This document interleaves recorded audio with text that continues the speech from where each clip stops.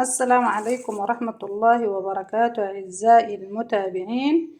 اليوم إن شاء الله وصفة جميلة ووصفة جديدة ووصفة بجد روعة للشعر. بجد لو جربتيها تاني ما حتتركيها نهائيا.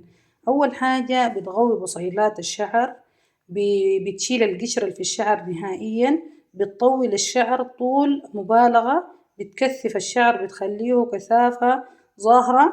يعني انت من الأسبوعين الأوائل حتجد الفرق مبالغة، لكن يا جماعة نحن كل ما واصلنا في الحاجة دي كل ما استفدنا منها. جماعة جميلة جدا، هي ملعقة بتاع السدر، والسدر طبعا كلنا بنعرف فوايد السدر، بتلقوه في العطار مسحون وجاهز، وممكن تجيبيه من الشجر وتجففيه وتسحنيه براكن بدون أي إضافات، كمان بيكون جميل جدا. جماعة السدر طبعا فوايده عظيمة. أنا بضيف له ملعقة بتاعت حنة، ملعقة الحنة برضو الناس الشعرها خشن ممكن ما تعملها لأنه شوية بتعمل خشونة في الشعر بسيطة، لكن الناس الشعر ناعم تعملها على طول. بجد حاجة تحفة تحفة. لو جربتوها يا جماعة تاني ما حتتركوا الخلطة دي نهائيا على الإطلاق. الناس اللي عايزة شعرها يزيد، عايزة شعرها يبقى كثيف، وعايزة الناس اللي عندها صلع برضو كمان بينبت المكانات. وفي ناس يا جماعة بكبر السن بتحصل ليكي فرق في الشعر كده، الخلطة دي بتغطيه تماما.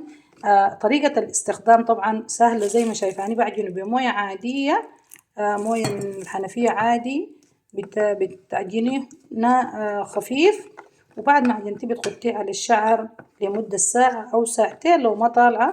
أول ما تحطيه يا جماعة غطيه بكيس على شعرك لحد ما ياخد زمن نص ساعة، هو مغطى بالكيس لمدة نص ساعة. بعديها بعد نص ساعة اتركيه ساعة ليجف. ولو شعرك كمان قصير أو طويل أو مثلا كده بياخد زمن حتى يجف. الشعر الخفيف بيجف بسرعة، يعني ساعة بالضبط كده حتغسليه. وبعد ما غسلتيه حتجيبي زيت جوز الهند مع زيت الفول، دي الخلطة حقتي أنا المألوفة اللي قاعدة أعملها.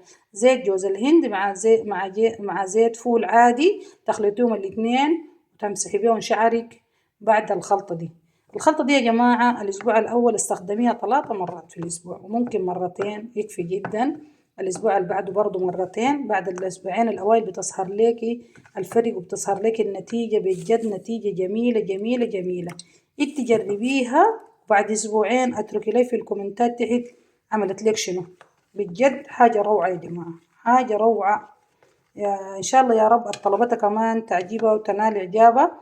وبقول لكم ممكن تستخدموا السدر براه لحاله، ممكن السدر براه ويجيب نتيجة. فتكم بعافية حبايبي، وربنا ينعم عليكم بالصحة والعافية.